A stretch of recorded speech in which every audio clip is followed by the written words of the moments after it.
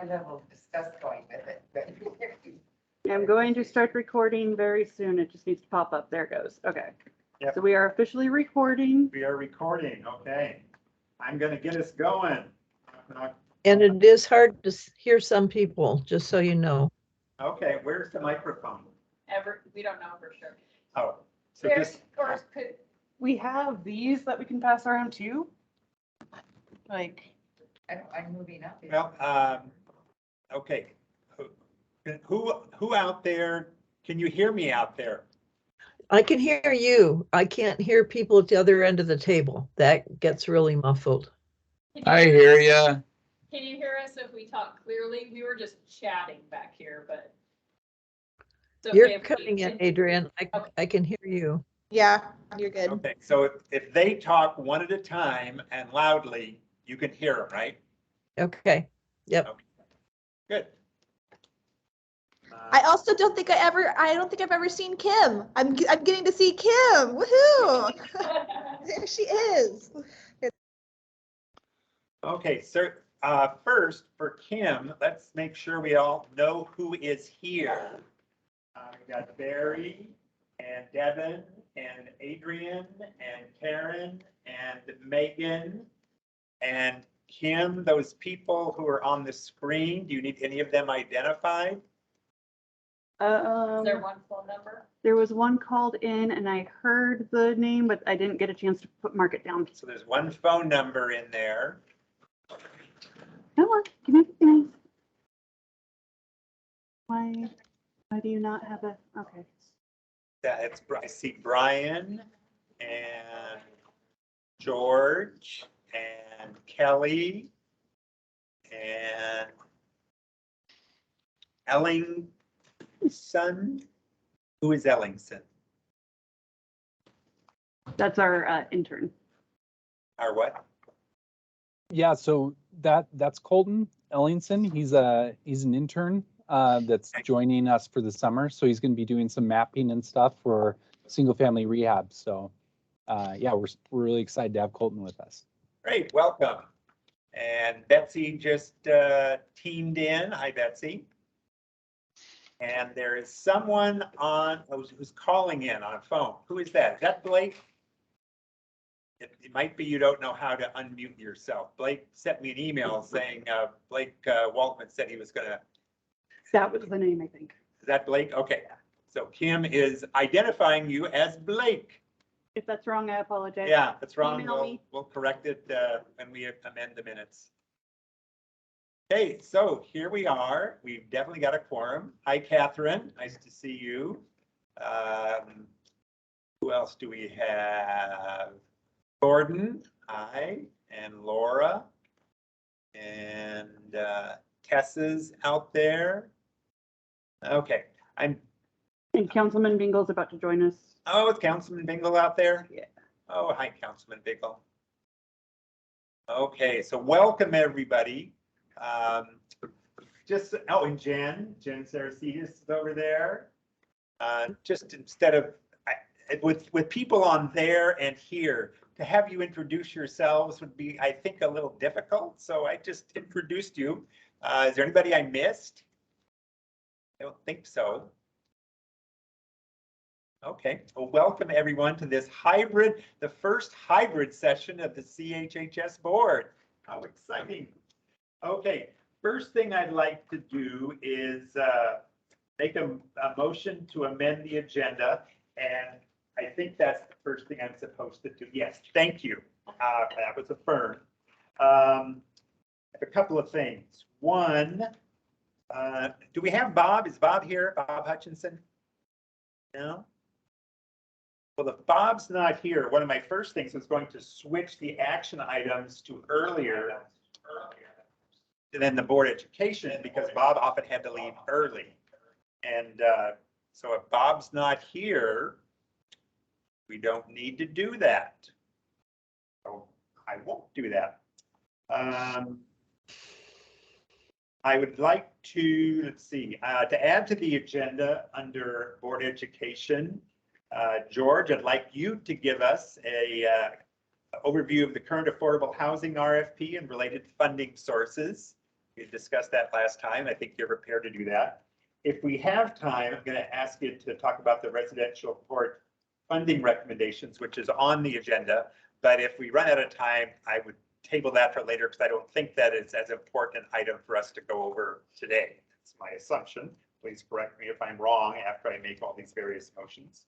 I'd like to add to the discussion an action item to discuss and approve the 5 applicants to the board.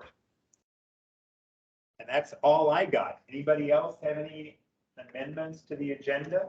So just to clarify, we're just adding the current $10 million RFP. Yes. The education. Yes. Adding an action item around our 5 proposed board Yes. nominees.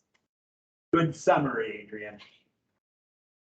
Any discussion on that? Or first of all, okay, you clarified. I clarified. Do we have a motion? I'll move for that, Gordon. Thank you. Do we have a second? I'll second. Karen and Catherine. Any discussion on that change in the agenda? Let us vote. All in favor, either say aye or wave a hand. Aye. Aye. Any dissenting? Any abstentions? Okay, agenda modified. Thank you.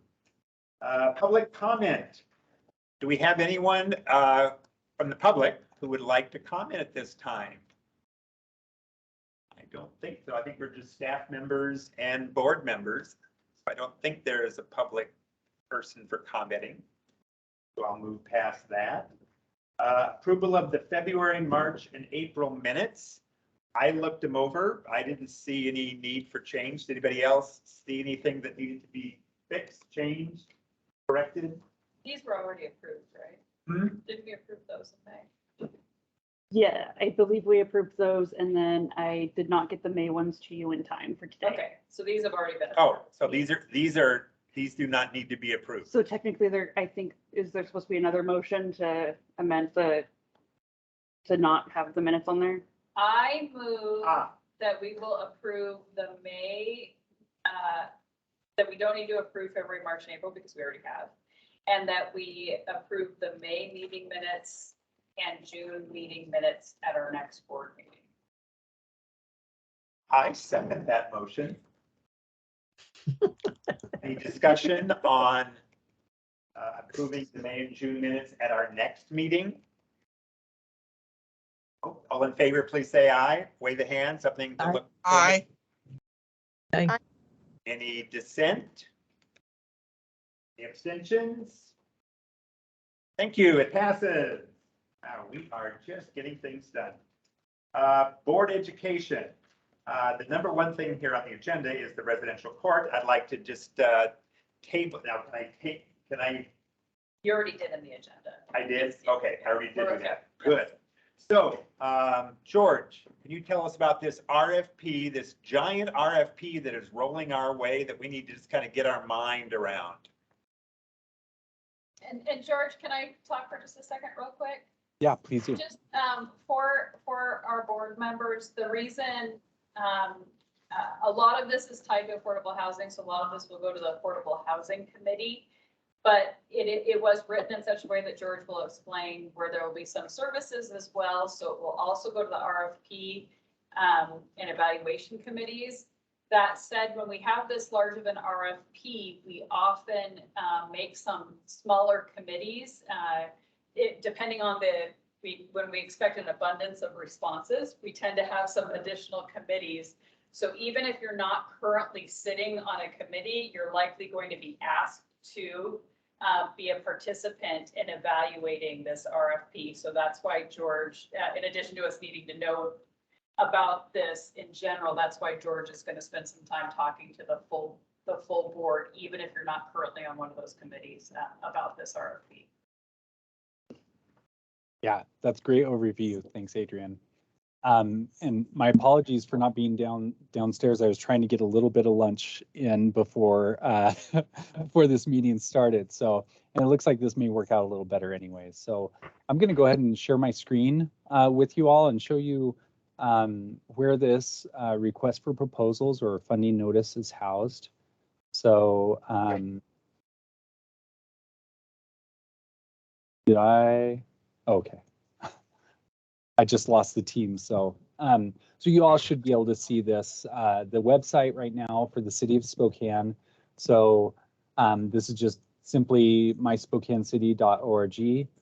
When you're here to navigate to our department, you just click on this drop down arrow. This is really important because this website we acknowledge is a little difficult to navigate. So if we hit the drop down menu and down here under community, you'll see CHHS. So that's our department. You click there, it'll bring you to our homepage. We've got these really cool storyboards that rotate. Oftentimes, folks get caught up in the storyboards and don't look below them. So this is a little hack for you to look for, is below the storyboard these different links. So funding opportunities, anytime we do a notice of funding availability or NOFA, we will house that under the funding opportunities. So we click there. And then we have within this, and my apologies, it gets a little cumbersome. I'm going to go ahead and copy the link and put it in the chat for reference. But if we go to CHHS, then this takes us right to, oh, we've got a new RFP. Yeah, sorry about that. No problem. So below, we don't have a really super great way of listing this out, but anyways, it's listed here under the housing and housing related supportive services. Within this is the notice of funding availability. So if I click on that, that'll pull up this funding notice. I'm going to go ahead and just scroll to the top. I'm not going to go through the whole thing, but I'll just I'll show you all a few things, most notably the funding sources that are going into this. So we do have American Rescue Act funds, or ARPA, as you've heard them referred to in different council conversations, etc. So council has set aside $6 million in the larger pot of ARPA funds to go directly towards housing affordability. And so so those $6 million make up the majority of this funding notice that we're putting out. And the next two are sales and use tax dollars. So this is revenue that's been generated through a sales and use tax that was passed. Well, two of them that were passed in the last couple of years. And this generates revenue to go specifically towards affordable housing. The thing that's really neat and important for this board to understand is these two sales and use tax programs provide funding. They don't sunset for 20 years. And collectively, they generate, if we've got, the forecasts are between $4 and $6 million annually, which is a significant amount of funding to go towards affordable housing, significantly more than what we get through HOME, which is seen as our primary affordable housing funding source. By comparison, HOME, we generally get around $1.2 million. And this will generate between $4 and $6 million annually, with a lot less restrictions than what we have in those federal programs. So this is a significant tool that we have within the CHHS department and within your purview as the board to allocate and help address the affordable housing needs. So those two other sources. So I listed out the Spokane Municipal Code that provides greater detail on what that is, as well as the cross-reference RCW is listed there as well. The timeline on this, so I've done technical assistance workshops. I've done two. The first one was on the 12th of May. The last one was on the 19th of May. And I've done quite a bit of technical assistance Q&A sessions with folks that are applying for funds. They're pretty diverse. I've met with nonprofits. I've met with for-profit developers. I've met with folks that are interested in services only. I've met with folks that are interested in new construction and folks that are interested in rehabbing and preserving existing affordable housing. So it's been really neat to see kind of the public outreach with regards to this. I'll tell you the same thing that I've told all the folks that I've met with, and that is, I have no idea how many applications we're going to receive. I anticipate that we're going to receive a handful of really big asks that can be transformational within our affordable housing stock in Spokane, that if funded will really do a lot to help expand our overall access to affordable housing. So that's really exciting to see, and exciting to see the response on that. The other thing that I'll tell you in my conversations with folks is I've said if you, well, so what I've told folks primarily is there is a significant interest in new construction adding to our affordable housing stock. The second would be preserving existing affordable housing stock. I think that the building out of new affordable housing will consume a large majority of the dollars that we have available. But I've told folks to submit applications because we may be able to utilize applications if we've got a whole bunch of really great applications that come through here and we're just out of money, but they still meet a CDBG minimum eligibility criteria, then that could be something that we could consider as the board and members of the committee to say, boy, if we had $1 million of CDBG dollars, we would love to fund these projects after we're out of money. So I've encouraged folks, even if you don't think you'll be competitive in this $10 million, submit your applications so that we might be able to have a little more flexibility in addressing the most critical and urgent needs. What I don't want to do is if we have $15 million worth of requests and we don't have enough money to fund all of them and they all have great leverage, they're all ready to go.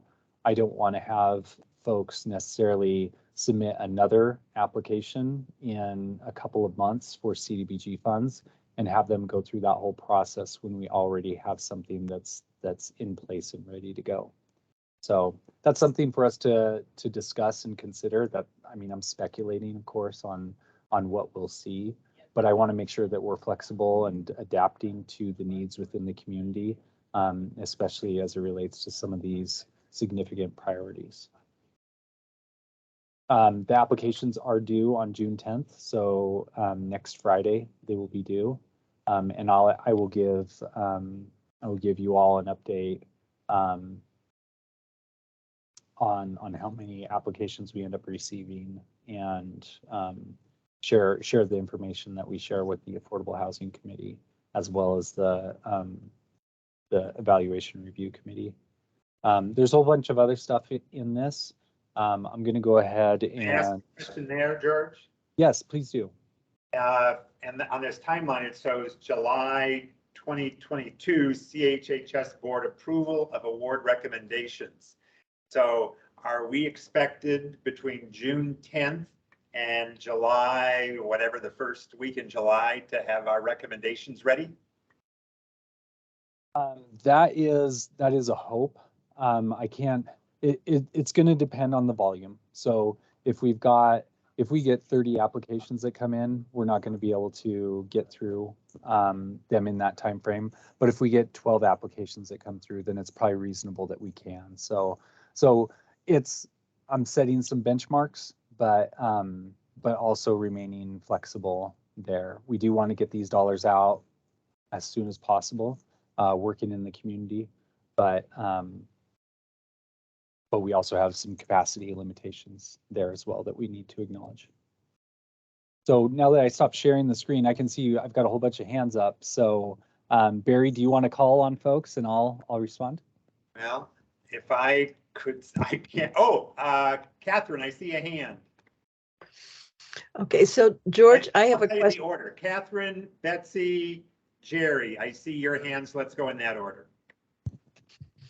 Thank you. So George, I'm wondering if you can clarify for me how ARP money is in this proposal and then how that relates to what the ARP committee has been doing and the categorization that they've already put out.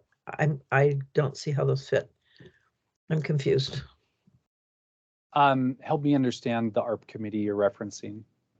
Okay, so Betsy's on it, and my understanding was that there was a group of people who were looking at ARP funds and creating priorities for those funds.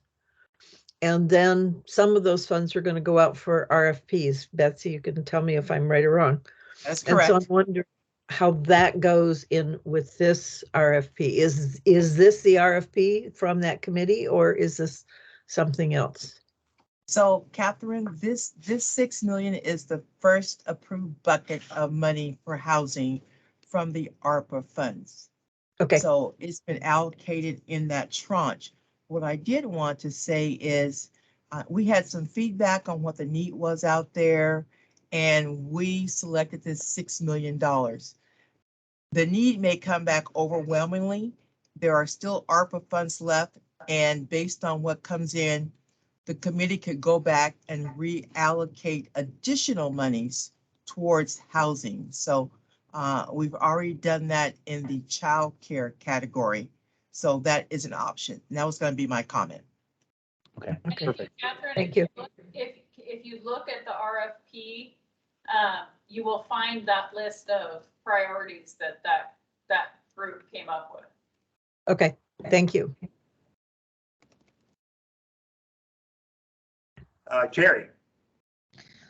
Yeah, my question is, for the housing, dollars, who do you anticipate applying for those? Do you anticipate, like the big names like Catholic Charities, Spokane Housing Ventures, or do you anticipate any smaller grassroots organizations?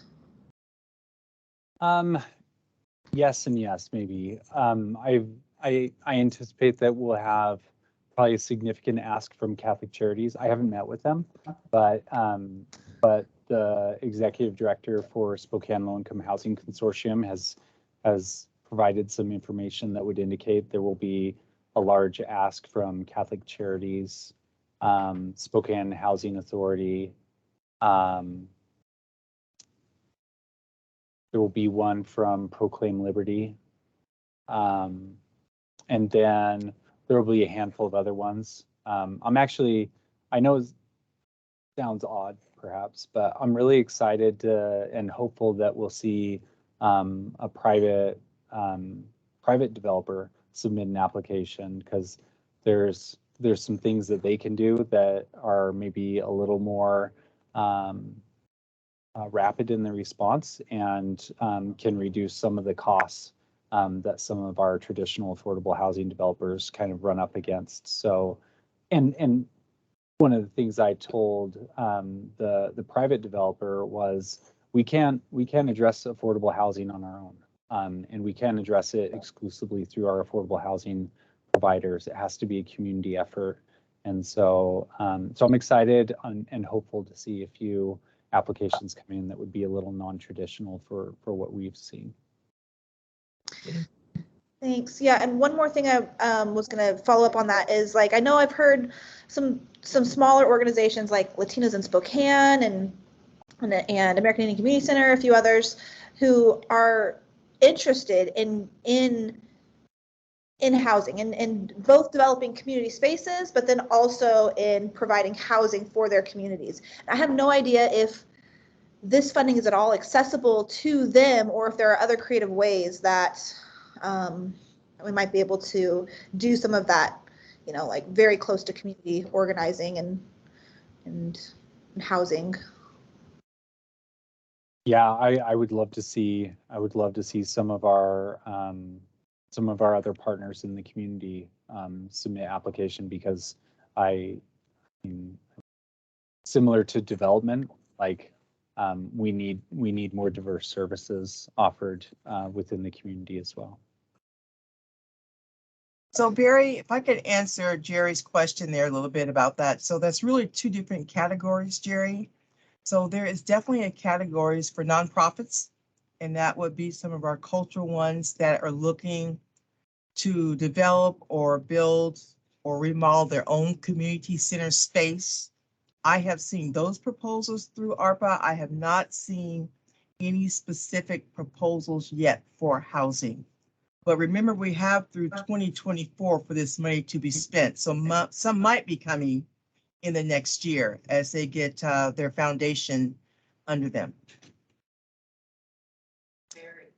We did have a question from that here. Adrian, So, and then this is actually tied to that somewhat, and even thinking in future. So the primary question is there a minimum or a cap? And or a cap for the funding? The second piece is sort of to Jerry's question, and as we build this going forward, and especially as we're hoping that some folks might apply who we might find funding in different ways or whatnot, as we're thinking about building forward. Is there a process for helping some of these smaller nonprofits that maybe might not be at a point of gap funding right now? Because this is primarily the ARPA funds are primarily gap funding right at this moment, which means you've got to be pretty substantially on your way. So is there also something in process to think about how we can be going to these smaller communities and helping to build up the capacity, so as this funding comes over the next couple of years, they then are eligible for some of that funding if they're not currently? So Adrian, there's a meeting tomorrow being hosted by Department of Commerce, because there's some more money that's coming down the pike around housing and supportive services. I want to say like another $50 million, but don't quote me on that, that they're making available, and they're doing a very targeted outreach to our region. So there are some monies that's coming. I will just tell y'all, nobody wants to hear it, but to fund some of this, we may have to tax ourselves. So don't fall off your chairs, because there is no sustainable revenue source for many of these entities going forward. And if we don't actually look at that, I think we're just kidding ourselves as we look towards the future. and can you answer or respond to Adrian's question that I heard? Didn't hear the answer. The big players know all about this. They've done this before. The more peripheral, smaller entities that we'd like to get in this game, is there a way that we can connect with them and get them involved? So under this ARPA funding, there is a category for navigators, Barry, across the board. So that will mean different things for different people, but under that category, there will be people who will be able to assist in different areas. So we're still trying to sort that out so it makes sense to everybody. So it could be cultural, it could be financial, it could be grant writing, it could be in codes. So we are trying to put that piece in there because we know these smaller groups do not have the resources as some of the larger ones do with that capacity. So there's money for that. We just have to figure out how to get the right people or entities or whoever to say, I want this money to do that. Yes. So outreach, I think, is critical for us. And is there a minimum and a cap, and how are the committees? Because for those, I don't know if we're going to look at, but the list of priorities is big. There is no cap, Adrian, that I have heard of. A cap has not come out of our discussion. No, each proposal will stand on its own. Is there funding to help the smaller groups with bookkeeping? I know in working with George over the years, that's been a concern of his, that smaller groups often can't handle federal funds and don't have the accounting methods that would really satisfy the federal agents. So is there support we're giving to smaller groups to bridge that gap? I can only say, Catherine, I know there is administrative costs built into each one of them. And one of the things that ideally staff would do is help sort which monies make most sense for the projects that emerge as the projects we want to fund, because we've got the federal ARPA funds, but the other two funds are much less encumbered. And so might be responsive to some of the concerns that you have about bookkeeping, administrative costs. Right.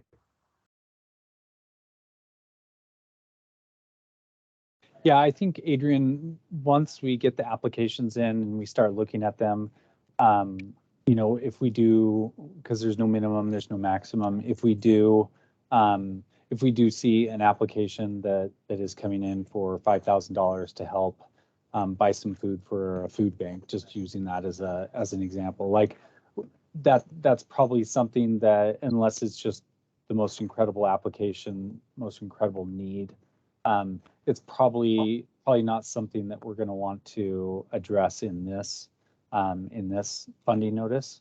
But I think we'll just have to use some discretion as we're looking at those applications. I think everything's going to be significant. I haven't got a sense. I met with a potential applicant this morning that was concerned about their small request of between $500,000 and $700,000. So I haven't got any sense that we're going to see anything that's below a threshold where it becomes an overly burdensome application. So is the city doing the accounting, the admin for them? Oh, Catherine, that is on them. They have to do the reporting back to the city. But we're not taking on that. Yeah, the biggest financial burden that any organization will take upon themselves is that we're reimbursement based. So a small organization, and that's not to say that we haven't adapted for folks before. So it will just depend on the application and the scope of work and what makes the most sense. But generally speaking, we do reimbursement. So if someone doesn't have enough money to, and that shouldn't be an issue here with if they have at least half of their total project already financially secured, like gap funding, they should be in a position where they can float until we reimburse them. Am I the only one that's just is so excited about this? This is like, there's such potential here. Are there heads nodding around? You're not here? alone. Yeah, okay, good. Because we're just approaching this so, as we should. But it's like, wow, this is great. Okay, that's all. Karen. This is education. Thank you for education. Can you hear me okay? I can, yes. I am wondering, would it be, is there ever an opportunity to hook up these programs to help smaller agencies with volunteer programs like Scopes, the retired executives, or, just sort of like mentoring help that be incorporated? Would it be helpful, or would I do think that smaller agencies are going to need help. And so I think it's really neat that we have the opportunity right now to see what can we do to incorporate that into the design of the process. Well, currently in the design of the process, again, there is categories for small nonprofits and small business assistance. So they can apply for that separately than from this housing piece you're talking about. So there is opportunity there. Thank you.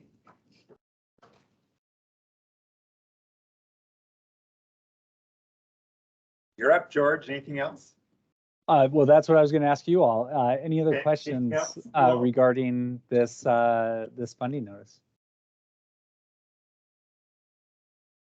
Seeing nothing. Great. Thank you, George. And so we're looking forward to, after June 10th, you getting whatever it is you need to get to us, and us go to work and try to get this money out. And I would just add, for both group people that are on committees and not on committees. Be paying attention to your email, because if we're going to try to turn this over quickly, we're going to be reaching out to make sure that we have people filling the committees to respond to the RFP. So please pay attention, because we might be asking to meet with you before your next scheduled meeting. Yeah.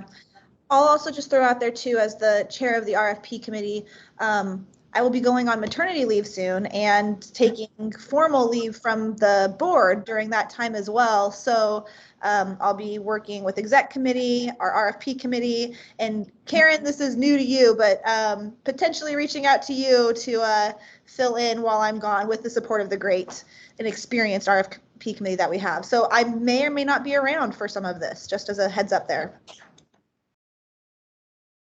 As long as I'm supported and don't mess it all up, I'm And- happy to serve. And Karen is gladly taking on that responsibility.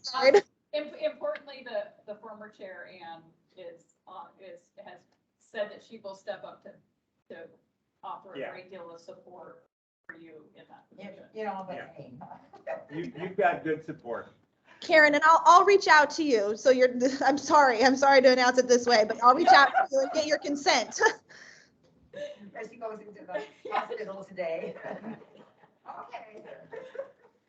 Yeah, I found that if you don't step back quick enough, you get in charge of things. So, and you need to step back quick enough. I was like really slow. No, there's a lot of support. Jill. I'll learn a lot. Yeah. You know, Anything else, one last thing that I would just ask of Jerry and Adrian is, I have intentionally not scheduled any meetings with the committees at this time, because I just don't know what to expect. So I don't know how long it's going to take for me to get through. So I don't know if you all want to just set maybe a few like tentative dates so that we've got some stuff on the calendars, or if you want to wait and see what we get and then schedule it from there. I guess looking for your preference on that. I think that's a good idea. And I would just look to you though for like timeline, like when should we be, like how soon should we be scheduling these? Yeah, George, June 11th? No, Yeah. I have to do my preliminary review before you see them. So do you have a window? Yeah, like when should we start scheduling? I Or by think, identifying sometimes. yeah, let me pull up the calendar here. So I think it's reasonable for me to have some summaries available by the end, by the 16th or 17th. I'll probably need a week to just kind of sort through, because these have the big spreadsheets where we're looking at their performa and other sorts of things. And I just want to make sure that I'm not dumping stuff that doesn't meet the minimum threshold on the committee members. So I'll ask for a week before we start, before I start sending stuff off. Now, if we get 6 applications, then I probably am going to be able to get through those pretty quick, and I can have them turn it over by mid or by the 15th. I just don't know. I'll be able to know more once I see what I'm dealing with. And just to double check, does the city observe Juneteenth on June 20th? Juneteenth? Is that a- Yeah, is the 20th a holiday? Was a memo about that, I think, but I don't remember what it actually said. I think that's something that they were talking about for next year, but not this year. Yeah, I'm not qualified to speak on that one. Okay. Let me double check that real quick and I'll get right back with everyone. Thank you, Thank you, Betsy. Betsy. So I'll go ahead and get some doodle polls set up and I'll send them out, and then I'll just get maybe a couple of tentative meetings scheduled. I think Jerry, maybe for the evaluation review committee, one date scheduled might be enough. But we may need 2 or 3 tentatively scheduled for the affordable housing committee, because that'll be just a little heavier lift. Yeah, and George, if you could just, when you send that out, if you could just say in lieu of our next meetings, our next meeting would technically be Tuesday, right? Next Tuesday? Yeah. Betsy? So I just double checked. June, due to bargaining, Juneteenth is a floating day. So we will be doing business on the 20th as of right now. Thank you. Okay, are we good with that? Ready to move on?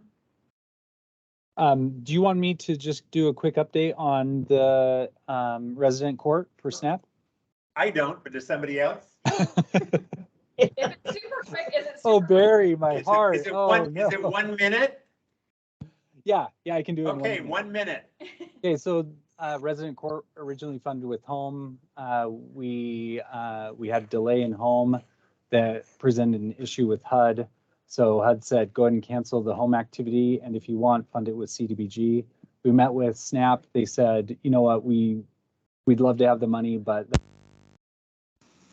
now, so go ahead and cancel the request. So resident court is resolved in our meeting with SNAP. So no action needed. Good, excellent, George, wonderful. Was that, dude, that was under 30 minutes That or was 30 seconds. 30 seconds. seconds. All right, so move on to discussion number 1, ERAP 2.0. Who wants to take that one? Jerry. Yeah, I'll start. This is going to be an action item, but before we get to the action item, some context and couple things. You've all heard this the last few meetings.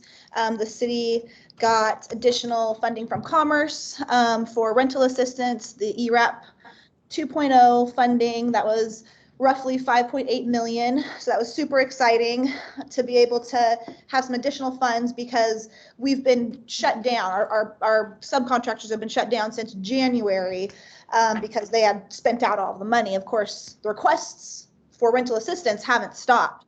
So this is really great to be able to get some more dollars out there where it's needed. So the RFP committee has come together to help the staff inform on the RFP process. I just want to give a huge shout out to staff for doing such a great job. Devin, Laura, Kim, really excellent. Jen, and oversight of this. Kim, I feel like you're experienced with this now. You've done a handful of these, so that was really helpful. And Devin and Laura, your guys' first time with this rental assistance funding, and you just knocked it out of the park and made it easy for us as committee members. So thank you all for your work, there. And the process that we decided to go with, instead of doing an open RFP where we just open this up to any community provider to apply, we decided, given, it's 5.8 million is a big chunk of money, but that can go really fast. So instead of going through the process of opening this up, working with our 3 subcontractors that we have in the past who have demonstrated that they are successful at getting these dollars out there, and really doing so in a way that meets the intent of this funding. And those 3 providers are Live Stories, Carl Maxey Center, and Family Promise. Before I get into the committee's recommendations on those, we did have a concern come up from the RFP committee surrounding a potential for conflict of interest with Live Stories. So one of the former great staff members we had working on this program was Kelsey Martin. She left the city earlier this year to go work for Live Stories, and in her work at Live Stories, was involved in the RFP process for this round of funding. So that was really raised by the RFP committee as a potential concern, conflict of interest, that we've got, a former staff member who has potentially, knowledge that could really impact Live Stories' proposal and give them an unfair advantage compared to our other subcontractors and applicants.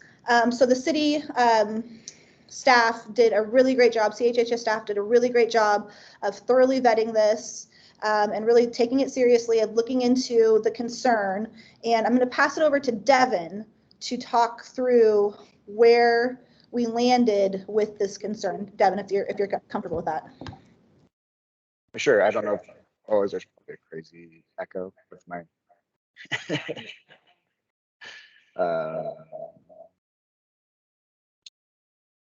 I'll try to just use the main speaker. Can people hear that microphone?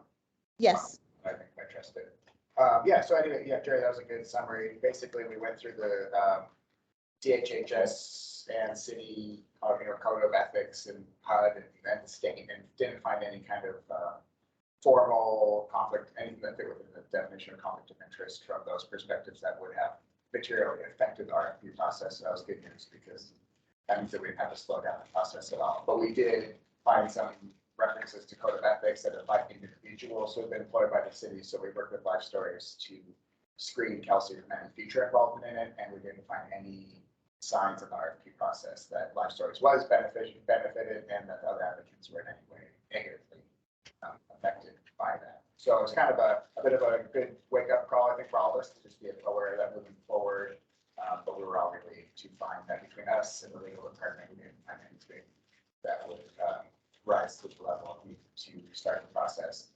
It's a pretty straightforward process. So basically it was, if we did restart it, would we get anything different from any of the different providers? And the answer to no, they all stuck to the assignment that the RFP committee gave them, sticking with data and brief narratives of their experience so far without bringing anything else that could be considered extra detail, any proprietary information. Mm-hmm. Yeah. Thank you, Devin. And yeah, and the RFP committee agreed with that assessment too, that given the previous applications that we've seen from Life Stories, there was nothing that was dramatically different or new or seemed, again, like there was some unfair information included this time around from compared to what we've seen from Life Stories in the past, and certainly nothing that gave them or tipped this in a way unfairly compared to the other applicants that we saw this time around. Before I move on, I do just want to pause there and see if the board has any questions about this. Barry did send out a summary of this from Devin, which again was a very thorough and good summary. So you might have had a chance to look at that, but does anybody have any questions or any further concerns?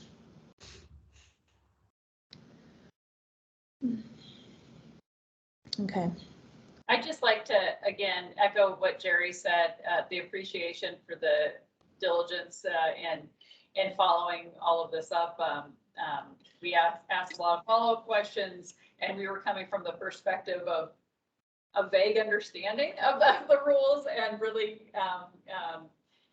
sort of kept pushing it to make sure, and Devin and others did such a great job of making it, helping us really understand as well. So I just want to express my appreciation in that work. I'll say the same thing. I was at that RFP meeting. I read Devin's email. I thought it was very thorough, very, very well done. I thought the committee discussed it really well. I'm totally comfortable voting to move forward with it.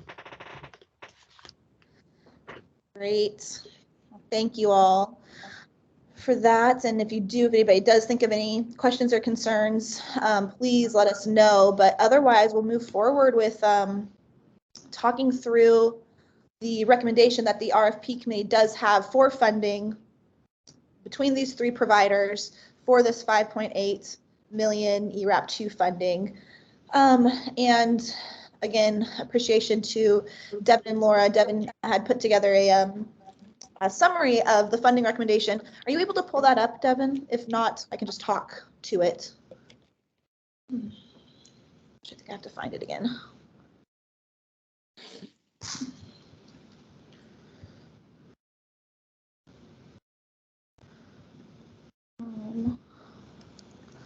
I'm going to pull it up on my end, so I'm looking at it. I thought I had it up.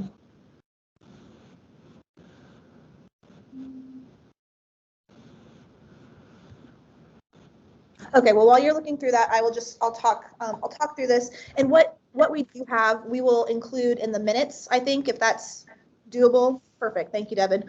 We'll include this in the minutes so you all see this, get a copy of this as well. So I'm going to start with Karl Maxey Center. That's where the RFP committee actually started our conversation. They applied for $825,000. They have done a really good job with previous funding rounds, both as a subcontractor with Live Stories, but then also receiving direct funding themselves to administer. And with this funding, there is the goal, the expectation that we are really reaching those communities that are most underserved, with particular focus on BIPOC communities. And as you can see, the last column of this table, the breakdown of what each 3 contractor has been able to do with past funding. In Carl Maxey Center, given the community that they serve and work with, and being part of those communities, just hit it out of the park, in really reaching diverse communities and, again, those that are historically underserved, under-resourced. So the committee decided to recommend full funding of their request, this $825,000. We feel very confident with that, and they're anticipate spending out this funding by the end of this year, which is also reasonable. Then I'll talk through I'll go to Family Promise. They had asked for 1.8 million, and the committee elected to recommend funding significantly less than that at 900,000. And that's really due to a couple of factors. Family Promise in the past has been slower to spend out their dollars, and they have also historically asked for more dollars than what the committee feels is they reasonably can get out in kind of in meeting the urgent need. So the committee felt that $900,000 was an appropriate funding level for them. There's also a couple caveats with this one. Family Promise has historically asked for a higher indirect rate compared to Carl Maxey Center and Live Stories. I think this time around it was like 23% of what they're asking for would be going towards indirect costs. So the committee is recommending that we fund them at $900,000 with the requirement that they only use 10% towards those indirect costs. Then, of course, this is a point of negotiation with Family Promise, and if they come back to us and say, we really just can't do it, we can't operate on that small of an indirect rate, that we would have the ability to then reallocate that $900,000 towards Carl Maxey Center and Live Stories after having conversations with both of them to see if they could take on additional dollars. So then with that, so looking at the 2 smaller requests first, Live Stories had asked for almost the entirety of the grant funding. And so, subtracting the 825 and the 900, the committee is recommending that the rest of that, which is roughly 3.8 million, go to Live Stories, who again, we are confident that they've got the history, they've demonstrated that the ability to be able to get these dollars out, and they'd likely have this spent, have this allocated out within 2 to 3 months. I'm going to pause there and see if anybody has any questions or concerns with the RFP committee's recommendations. Jerry, I just like to add that the reason that we stipulated the 10% indirect is that's comparable to the other contractors. And so that would be a equitable request. Yeah, thank you, Karen. I'll also just say too, this was Karen's, not your first RFP committee, but the first one where we were actually doing a review, and it was really great to have your insights and perspectives there. So thanks for adding that.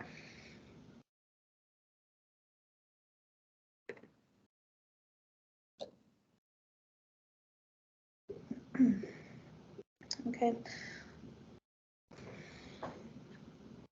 So Are we ready for a motion to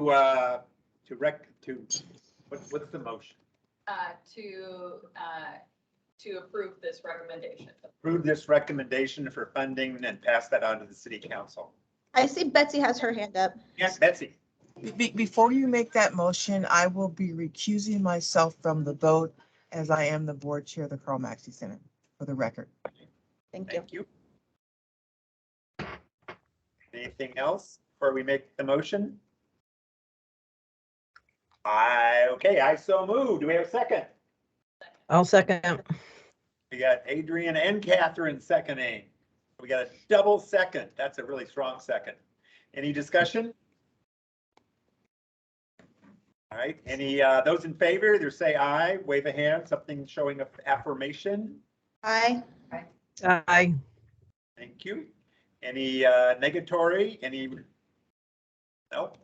Any, we have a recusal, any abstention?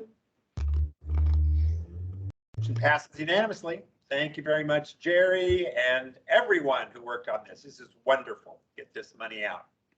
Done very quickly. Look at my agenda.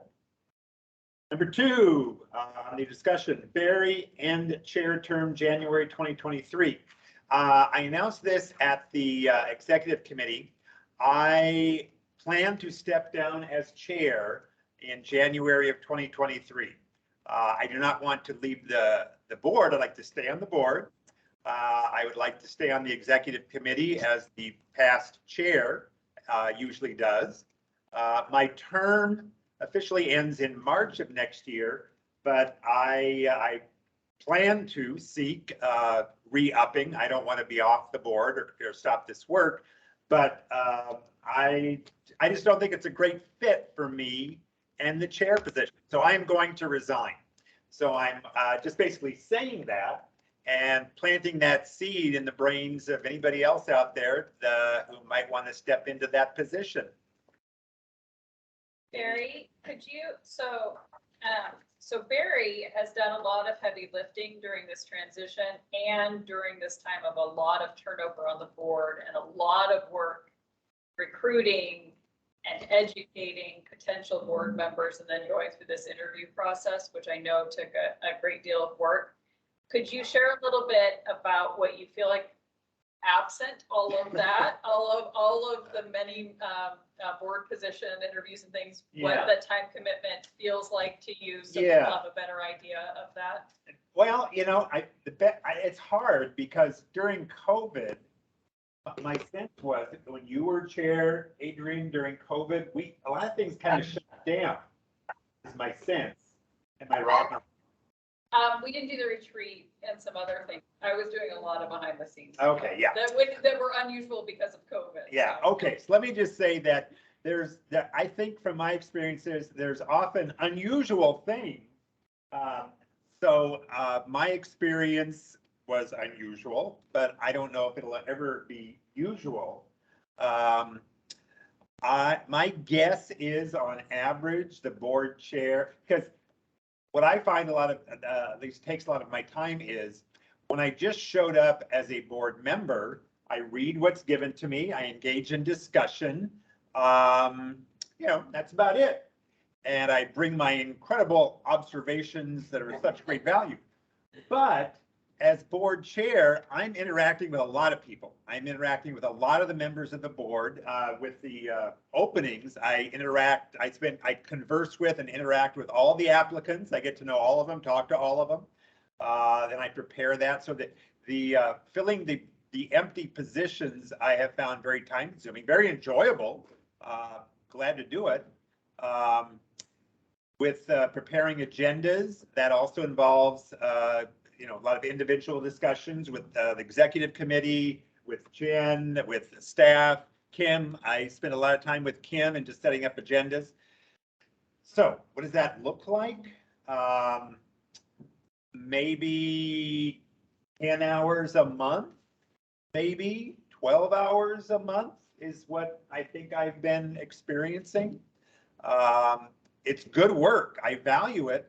But in Barry's life, I have other things that I want to support the board and stay on the board. I'd like that.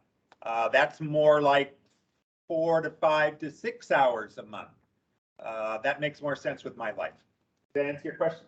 Yeah, and I'll also say that board chair also often gets asked to serve in other ways or to potentially be on panels or, different things. And there's been sort of a muddy transition with Barry, so I was asked to do some of those things. But it's also important that the board chair doesn't assume that every time they're asked, they have to say yes. They've got a full board who could also step up to be representative of the board in some of those positions. So it really could be capped at that 10 to 12 hours, which is still substantial, but it could be capped at that, and you can delegate and work with your board for some of those other requests. Okay, good. Anything else? Any other questions or comments? Thank you. Number 3, schedule retreat for September discussion. Jen, do you have any dates that you were able to come up with that might work, or Kim, or? Sent an email with a couple of date options Yes. that she looked on my calendar. Okay. Yeah. So what I am going to do then is once I get those, I'm going to send out, I suppose a doodle is probably the best way to do it, to all the board members. And I'm going to probably include the prospective board members because I'm hoping we're going to get some prospective board members approved very quickly. And I'm going to ask Jen to help twist the mayor's arm to get that. We got the last two, Karen and Barb, really quickly.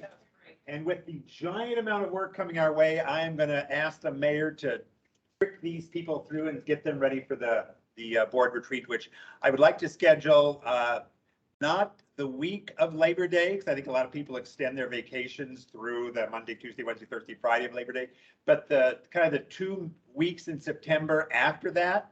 I'm going to put out a request and see what works best.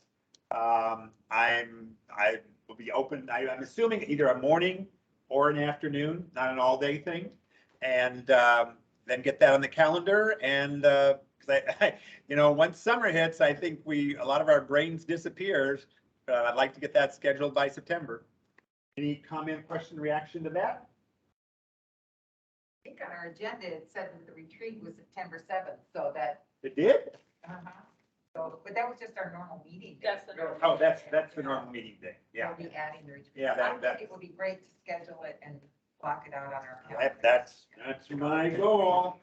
Yeah, Things so we- Barry as board chair wants to get done. So just as we didn't have the retreat the last 2 years, but this is an opportunity, and it's usually attended by full staff that work with the board and the board, and we can talk about some other possible invitations, but it's an opportunity for us to be forward thinking and collaborative, and also to work on that to better establish that working relationship and make sure everybody's on the same page, which is why it would be great, even if new board members aren't fully on the board yet, to have them there so they don't have to wait a year to have that experience.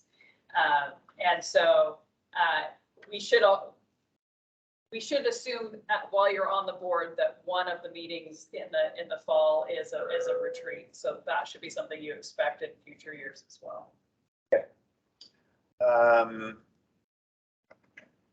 So we're good. Just I was a teacher most of my adult life. I am highly motivated to make this retreat highly effective. I do not want to waste our time. I want it to be bang, bang, bang, good information, good information, good information, and good planning and good forethought. And I want to make it a valuable use of all our time. I will say one thing that's really helpful to have at this retreat is a really comprehensive, it doesn't have to be pretty and like pictures and things, but a comprehensive report from staff of things that we have funded and some of the, because an awful lot of the time especially with housing and stuff, we fund something 2 years ago and then we never see the outcome. And so that has been something that's been important and rewarding so that we as board members, because one of our jobs is talking to the community about the good work that's being done. So it's helpful for us to have those stories to be able to share and for us to take a moment to celebrate that at the retreat, as opposed to just a little bit seasoned throughout the year. It's nice to be able to see that in one spot. So I would like to make a request we do get something along those lines. And one of the reasons I wanted to get it on the calendar so quickly is that summer is a difficult time, but Jen, I would like your staff to have that in mind and have great information ready for us on that day. Yes, I was just looking to see if I could see what. It was September 13th in the morning, 15th in the afternoon, 20th in the morning, or the 22nd in the morning or afternoon. Okay, I'll doodle those out and I'll talk with you if there's a priority among those as well. I don't, as long as No? it's open on my calendar. Yeah, Okay. Yeah. I will doodle. Okay, folks out there, respond to the doodle. And if you don't do it right away, I'll be on you. I'll be bugging you. I'll be doodling you to doodle. Okay, thank you. Anything else for the retreat? Okay, additional item that we added at the beginning, new applicants. We received some outstanding applicants to apply to fill 4 positions that are on the board. Now, I'm going to talk in terms of 5. Reason is the executive committee decided that we have 4 openings right now. And Adrian, what is your official last day? I think when my position gets filled technically, but end of the year. So December, okay, we will have a 5th open position in January. So the executive committee is going to recommend today 5 of the applicants to join our board. And then if the board approves that, we move those on to the mayor for her approval, then I will discuss individually with those 5 folks. Is there anyone who would need to be more comfortable with or be willing to be the individual that would start in January? So I'd like to get all 5 approved, all 5 hopefully approved through the mayor, through the city council. One of them would have a start date January 1st. That way we're not doing this again, at the end of the year to fill that position. There may also potentially be another opening. So anyone that we don't move forward today, I'm also going to reach out and to the folks that we don't choose today and ask them if they'd like to be involved in committee work or possibly a board member in the future. So, because everyone was really good. So given that, anything I'm missing, executive committee, before I drum roll announce the 5 names we're putting forward? No? I would just say we're excited about Oh, all of the potential board members looking Yeah. forward to these new perspectives. okay. So I'm going to list the 5 names we're going to put forward. I'm just going to mention briefly something about each one. I've got a long list of pluses about all of them. Chelsea Lowe, she works for the Spokane Regional Health District. She has the full support of her boss there. She has access to the data that the Spokane Regional Health District collects. So if we have questions or want to get some information, she will have access to that. She's got a master's in social work. She has mental health experience. She's worked with the housing authority. She's been on boards. So Chelsea is wonderful. Eric Robinson. I'm sorry, Eric, I mispronounced it. He works for the city of Spokane Valley. He's the homeless and housing coordinator. Obviously a great addition because that gives us,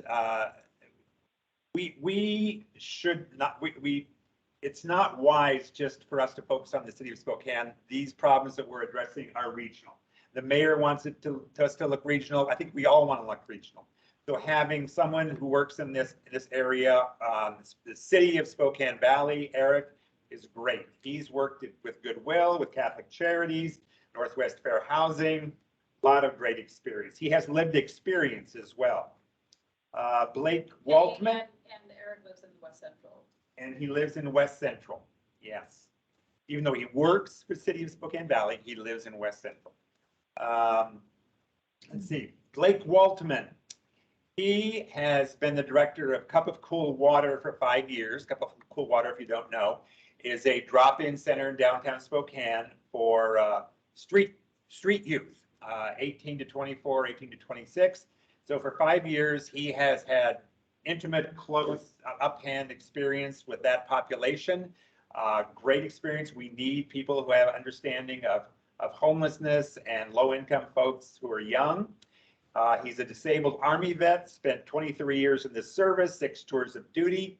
His main job was as an engineering officer. He understands working with government entities and logistics, getting things moved to and from, back and forth. He understands RFPs in and out, especially with government entities. He has lived experience.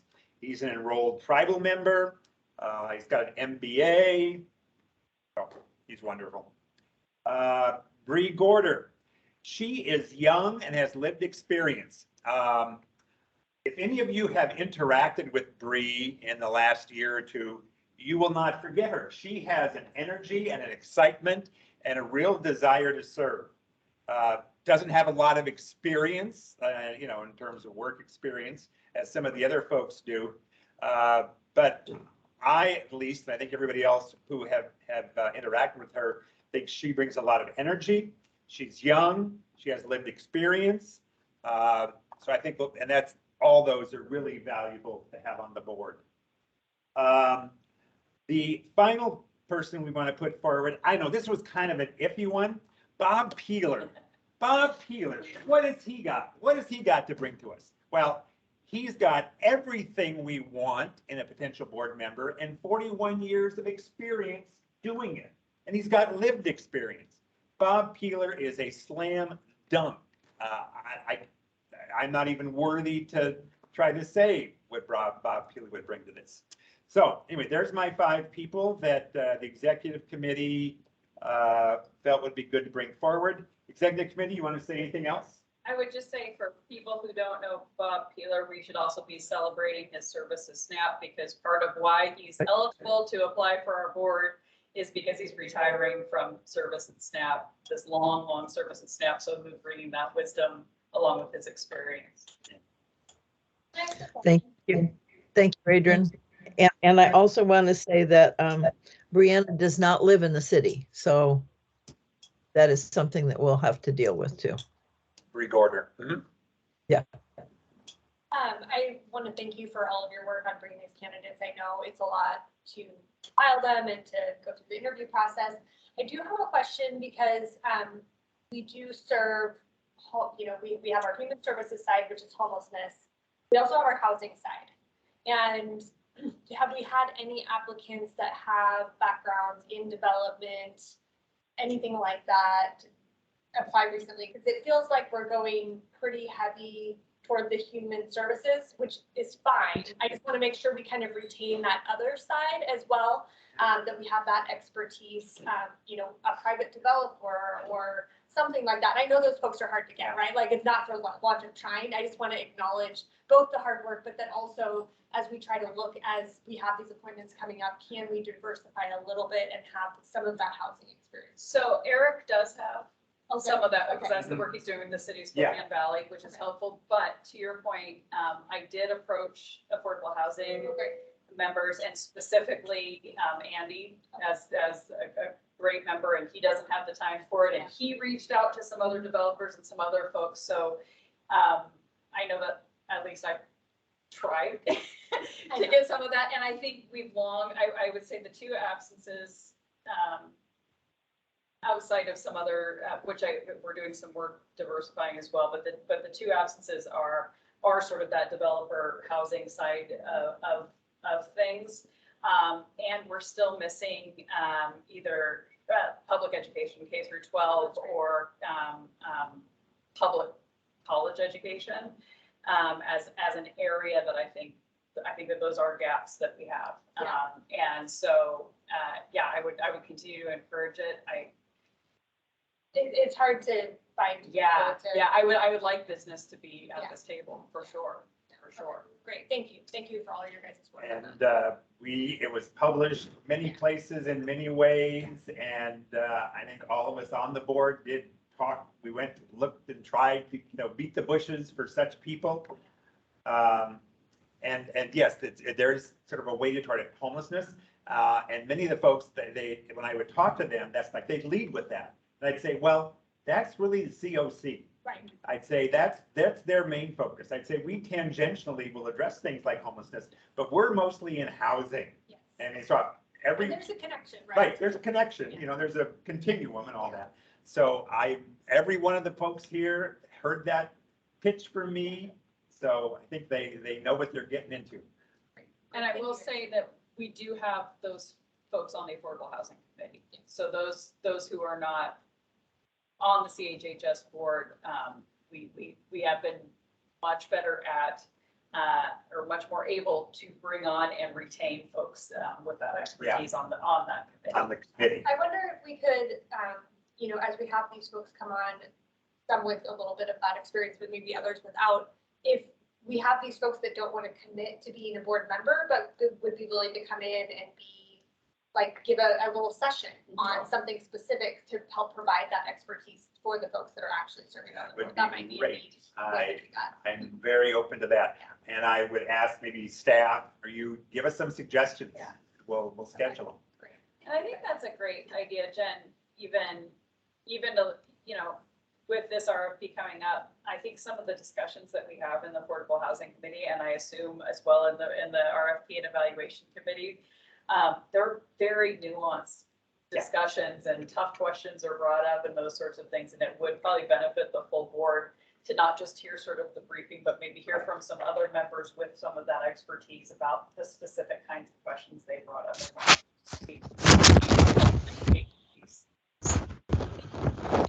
Just to echo the thing, I think I've attended the committee meetings, going to do a lot more depth, a lot more nuance, a lot more of the, you know, down in the weeds of these things.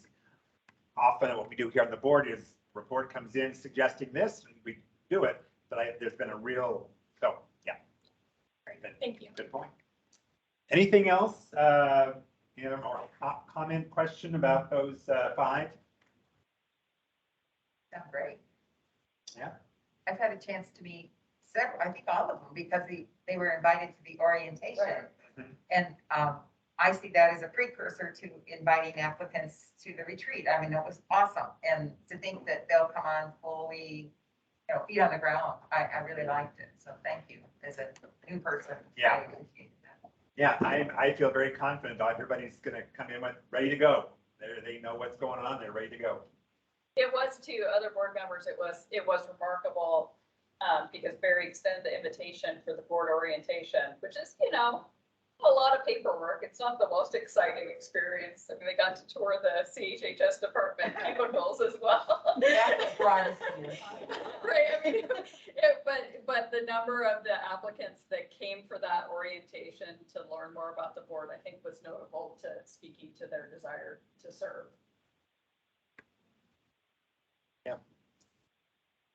Do I get a motion to approve and move those 5 names forward to the mayor?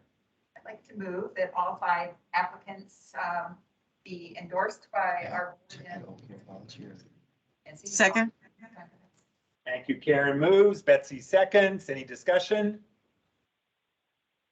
Affirmative wave, yo, nod of some kind for those in affirmative. Yes. Thank you. Aye. Thank you. Any Are we getting opposed? pickled? Affirmative, yeah. Any opposed? Any abstentions? It passes. Thank you all for putting up with me. Let's see. Director's report. Jen. Hey, so the first item on here is a staffing overview. You know, we still have a variety of vacant positions. We do have a program professional position that we're working on filling, and that posting was closed, and they're reviewing the applications, and I should have those the week after next or so.